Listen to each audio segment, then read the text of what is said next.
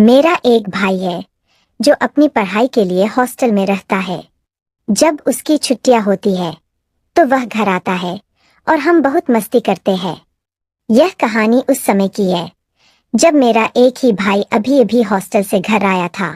मेरा भाई हॉस्टल से ज्यादा बाहर नहीं जाता, वह वही पढ़ाई करता है और उसे बाहर जाने की अनुमति नहीं होती, इसलिए वह वहां बोर हो जाता है। जब वह घर आया तो उसने हमें बताया कि वह बहुत बोर हो गया है और हमें कहीं घूमने का सुझाव दिया। तो हमने लखनऊ घूमने की योजना बनाई। हमने उसी दिन अपना सामान पैक किया और अगले दिन लखनऊ के लिए निकल पड़े।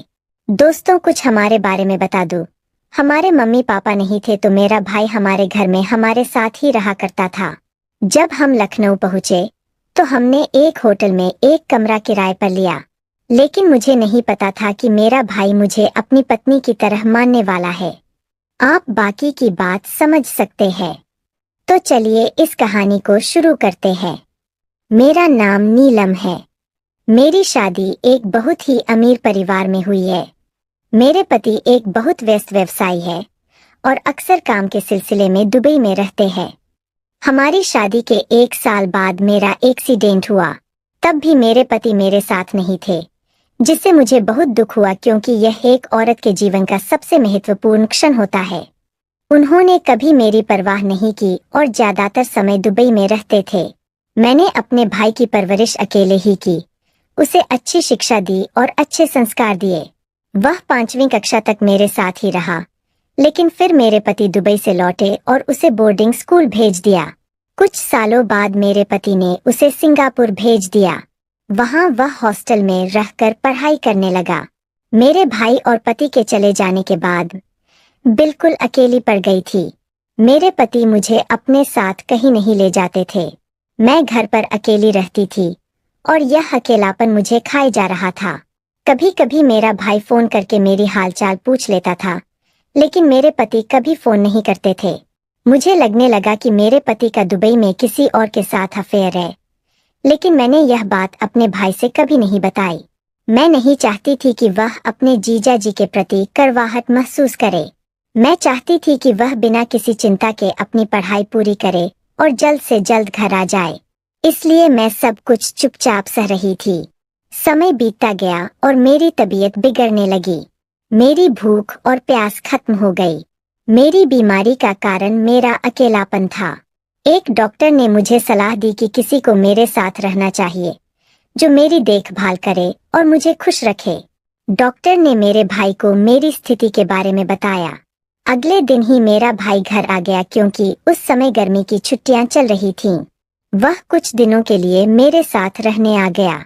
अचानक उसने कहा, दीदी अपना सामान पैक कर लो, चलो हम लखनऊ घूमने चलते हैं।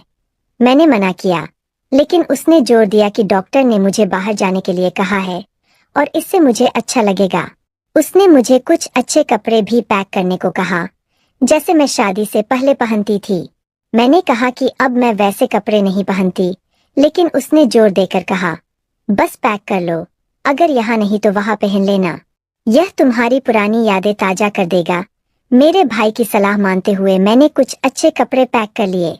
हमारी बस रात 10 बजे की थी और हम अगले दिन लखनऊ पहुंच गए। वहां पहुंचते ही हमने पास के एक होटल में कमरा लिया, अपना सामान कमरे में रख दिया और ताजगी के लिए तैयार हो गए। मैंने साड़ी पहनी थी, लेकिन मेरे भाई ने कहा कि मैं दूसरे कपड़े पहनूं जो मैंने पैक किए थे। उसने कहा कि वह देखना चाहता है कि मैं उन कपड़ों में कैसी लगती हूँ।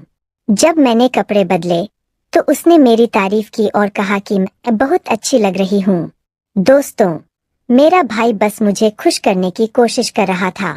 उसने मुझे लखनऊ की सैर कराई और हमने बहुत मजा किया। बाद में मैं थक गई और मैंने होटल लौटने का सुझाव दिया। हमने कमरे में ही खाना मंगवाया और फिर मेरा भाई मुझसे बातें करने लगा। मैंने उसे सोने को कहा, लेकिन उसने कहा कि वह पूरी रात मुझसे बातें करेगा क्योंकि डॉक्टर ने उसे कहा था कि वह मुझे अकेला न छोड़े और खुश रखे। फिर मेरे भाई ने कहा, दीदी तुम इस ड्रेस में मॉडल जैसी लगती हो, तुम्हें ऐसे कपड़े और पहनने चाहिए, खासकर जब पापा आपके साथ नहीं रहते। फिर उसने पूछा कि क्या शादी से पहले मुझे कोई पसंद था। मैंने हंसते हुए कहा, तुम ये बातें क्यों पूछ रहे हो? उसने जोर दिया और मैंने उसे अपने एक दोस्त के बारे में बताना शुरू किया जो शादी से पहले था। वह सिर्फ दोस्त से बढ़कर था, लेकिन मेरी शादी उससे नहीं हो पाई और तुम्हारे पापा से हो गई। वह भी मुझे खुश करता था, जैसे अब तुम करते हो। फिर मेरे भाई ने कहा, आज से मैं आपका सबसे अच्छा दोस्त हूँ। आप मुझसे हर बात शेयर कर सकती है। मैं बहुत खुश हुई और रोने लगी। मेरे भाई ने मुझे चुप कराया और कहा, दीदी, रो मत। डॉक्टर ने आपको खुश रहने के लिए कहा है और इसलिए मैं आपको यहाँ लाया हूँ। उस रात मेरे भाई ने मुझे इतना खुश किया जितना मुझे इतने सालों में मेरे पति ने कभी नहीं किया था। हमने अपने दिल की बातें एक दूसरे से साझा की और मेरी तबीयत में सुधार हुआ। अगले दिन हम होटल के स्विमिंग पूल में गए। उस दिन मैं बहुत खुश थी और मेरे भाई ने मुझे खुश रखने में मेरा पूरा साथ दिया। बाद में मैंने भाई से पूछा कि क्या उसकी कोई गर्लफ्रेंड है। उसने कहा हाँ, लेकिन उसे वैसी निकटता महसूस नहीं होती जैसी मेरे साथ होती है। उसने मुझे अपनी गर्लफ्रेंड और दोस्तों के बारे में सब कुछ बताया। फिर उसने वादा किया कि हम हर साल एक बार किसी अच्छी जगह पर घूमने जाएंगे और वह हमेशा मेरी देखभाल करेगा। मैंने कहा कि मुझे खुश तो सिर्फ मेरा पति ही रख सकता है और पूछा कि क्या वह मेरे पति की तरह रह सकता है। आप बाकी की बात समझ सकते हैं। इस कहानी के सभी पात्र, अक्षर और घटनाएं काल्पनिक है। यह वीडियो केवल मनोरंजन के लिए बनाया गया है। हमारा उद्देश्य किसी भी धर्म, जाति और समुदाय को किसी भी तरह से ठेस पहुंचाना नहीं है। अगर यह कहानी किसी के जीवन से मेल खाती है तो इसे एक संयोग माना जाएगा।